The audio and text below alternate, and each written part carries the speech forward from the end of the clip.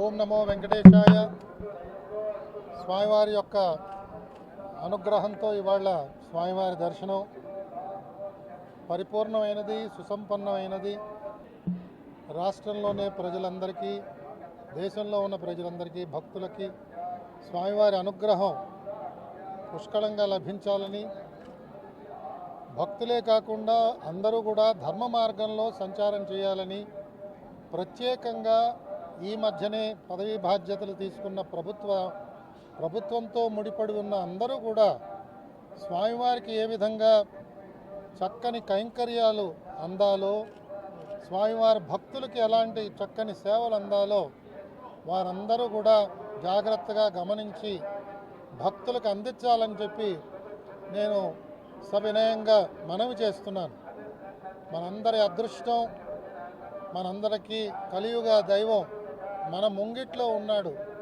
ఆ స్వామిని సేవించడానికి ఎంత చేసినా కూడా సరిపోదు. కాబట్టి ప్రభుత్వ పక్షాన మరిన్ని సేవలు అందాలని, ధర్మ ప్రచారానికి ప్రధానమైన వేదిక తిరుమల తిరుపతి దేవస్థానాలు కావాలని ప్రత్యేకంగా నేను మీ ద్వారా వారికి విజ్ఞప్తి చేస్తూ, భక్తులందరూ కూడా స్వామివారిని ఏ విధంగా సందర్శించాలో ఆ విధంగా సందర్శిస్తూ మానవాళి యొక్క అభ్యున్నతికి మనందరం కూడా ప్రార్థన చేయాలని, ఏ విధంగా తిరుమల తిరుపతి దేవస్థానం యొక్క సేవలు భక్తులకు అందాలి అన్నది ఒక చక్కని ప్రణాళిక తయారు చేసుకుని వారు చేయగలగాలి.